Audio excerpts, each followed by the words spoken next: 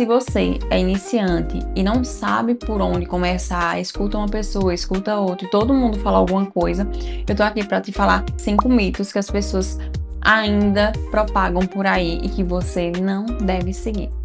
A maioria das pessoas, quando começam a treinar, elas acham que é meio que uma receita de bolo, o que não é mentira.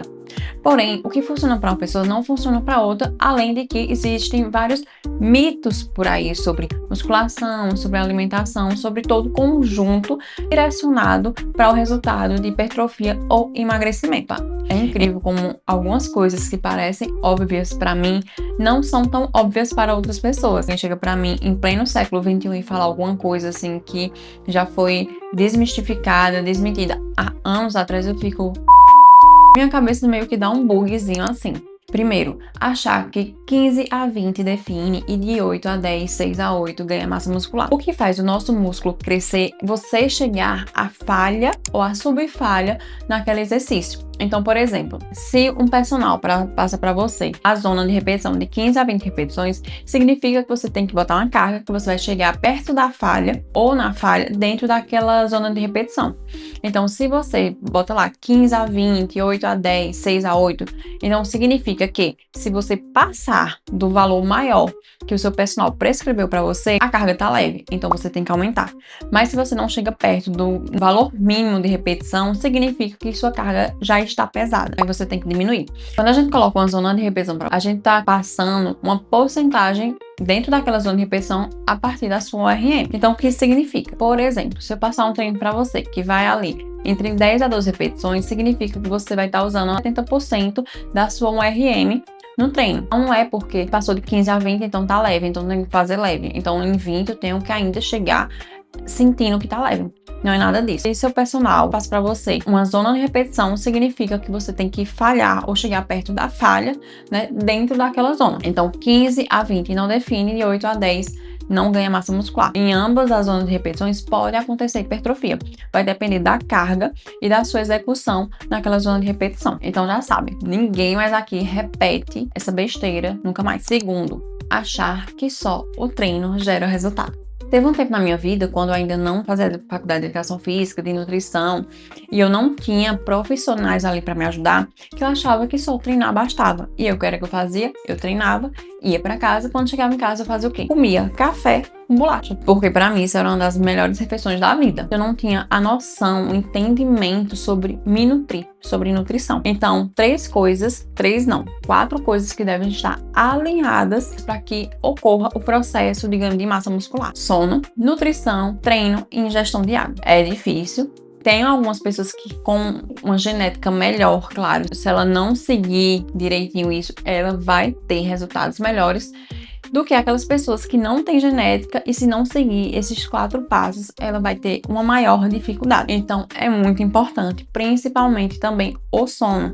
Tem gente que treina e se alimenta e pensa, eu tô treinando uma tensão mecânica e tô me nutrindo, então eu tô ingerindo o que preciso para ganhar. Mas se você não tiver o sono adequado, você também vai estar prejudicando seus resultados, porque é ali onde ocorre toda a questão hormonal, o que vai favorecer o seu crescimento ou não. Até porque se você tem um sono desregulado, pode até alterar a questão da sua insulina, e a sua insulina acaba fazendo com que você tenha um pouco mais de dificuldade de perder gordura, principalmente para nós mulheres.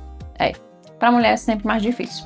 Aceitem. Terceiro, achar que quanto mais carga, melhor vai ser o resultado. E aí é onde você erra. Se a gente for pensar na lógica, sim, isso acontece. A não ser que você aumente a carga e acabe prejudicando a sua execução. É o que eu sempre falo para as minhas alunas. A técnica, a execução, ela precede a carga. Significa que se você não tem uma boa execução, você ainda está aprendendo movimento, mas pensa, porque tá leve aqui, então posso aumentar, mas você não faz o movimento correto, não é momento de você aumentar a carga. É momento de você aprender a técnica, melhorar a sua execução e depois disso, se mesmo assim continuar leve, você aumentar e aumentar aos poucos. Então, eu aprendi a fazer o exercício da forma correta. Aumentei a carga e eu não mantenho, por exemplo, a amplitude do movimento, começa a fazer um movimento parcial, então começa a compensar com outras musculaturas, não é o momento de aumentar a carga, ou então você aumentou a carga além do que você deveria aumentar. Deixa o ego trabalhar menos, diminui um pouco a carga e continua fazendo no padrão do movimento. Aqueles pezinhos lá de 1, de 2, de 2,5, de meio, dependendo da sua academia, ele não está lá à toa. Até porque quando você tem uma técnica de movimento que ela não está dentro do padrão, ela não está sendo feita da forma correta, você pode estar compensando com algumas outras musculaturas. Aconteceu na academia que eu estava dando aula, que um amigo meu estava treinando e ele estava conseguindo fazer desenvolvimento normalmente, sendo que eu percebi que ele estava fazendo a pegada errada. Ele estava compensando com outras musculaturas. É tanto que ele disse, eu estou sentindo mais o tríceps do que o ombro. Por quê? Porque a técnica dele não estava correta. Quando eu corrigi, nem o peso que ele estava fazendo, ele conseguiu fazer. Por quê? Porque ele mandou o estímulo para a musculatura certa. Então, quando eu falo que a técnica precede a carga, é justamente por isso. Para você não se lesionar e para você mandar o estímulo para a musculatura correta que está sendo trabalhada naquele exercício. Quarta, talvez essa seja um pouco polêmica, principalmente, né, que fala contra a indústria da suplementação, mas a maioria das pessoas que estão começando a treinar agora, iniciantes, não precisam de suplementação. O que acontece? A gente começa a treinar, a gente tá tudo lá empolgado, e aí a gente quer o quê? Uma coisa para dar um up, né, eu quero um resultado mais rápido. Primeiro, não existe resultados rápidos. Se algum profissional chegou para você e prometeu o resultado de 1 ano, em alguns meses, esse personal ele só está querendo vender. Por que resultado de 1 ano? É resultado de 1 ano. A não ser que, né, tenha o uso ali das paradinhas. Mas aí é outra história. Luísa, mas eu preciso tomar whey? Não sei, depende. Como é sua alimentação? Você consegue consumir a quantidade de proteína adequada para você só com alimentação? Com ovo, com carne, até com oleaginosas também, feijão. Isso tudo tem proteína. Então, você não necessariamente tem que suplementar. A verdade é, a maioria dos iniciantes não precisam suplementar. Mas creatina, não precisa suplementar creatina agora. Mas whey, se você consumir a quantidade de proteína necessária com alimentos de verdade, né? Frango, ovo, carne, feijão, porque oleaginosas também tem uma quantidade boa de proteína. Mas eu vou começar a treinar e vai ser muito gasto. Você só precisa ter uma roupa de academia, um tênis e pagar sua mensalidade. De resto, você não precisa ainda. Em quinto e não menos importante, esses dias eu vi nas redes sociais uma médica endócrina falando que quanto mais séries tiver o seu treino, melhor.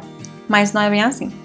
E ela falou isso baseado em um estudo, em que ela pegou um grupo de pessoas que faziam o treino em 5 dias e pegou um grupo de pessoas que faziam a mesma quantidade de volume semanal dividido para 3 dias. E ela defendeu a ideia de que você não precisa treinar todos os dias, você só precisa fazer mais séries. Mas não é quanto mais séries melhor. O que aconteceu nesse estudo foi que ela pegou o volume semanal desses 5 dias e distribuiu para um treino de 3 dias. Porém, a quantidade de volume de séries semanais continua a mesma coisa. E não é quanto mais séries melhor. Quando a gente vai prescrever um treino personal vai prescrever um treino, não a médico nem nutricionista que prescreve treino, é personal, prescreve o treino de acordo com a sua individualidade.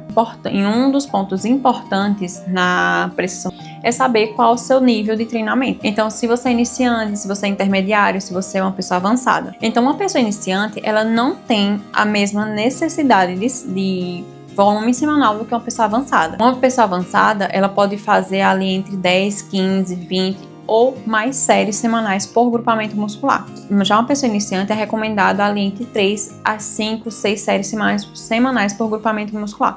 Então, um dos maiores erros que as pessoas cometem é pegar um treino de uma amiga, de um amigo, de uma pessoa que já treina há anos e replicar esse treino. Então, não é quanto mais séries melhor. O treino prescrito de acordo com a sua individualidade e seu nível de treinamento. E aí vem aquela carinha de palhaça na personal, né? Porque assim, médico é médico, personal é personal, nutricionista é nutricionista. Eu posso falar de nutrição, passar dieta para os meus alunos porque eu sou nutricionista. Mas se eu fosse só personal, eu não poderia prescrever dieta. Se eu sou médica, eu não posso prescrever dieta. Se eu sou nutricionista ou médica, eu não posso prescrever treino. Curte o vídeo, compartilha com aquela pessoa que ainda acredita em alguma coisa que eu falei aqui no vídeo. Me segue no canal.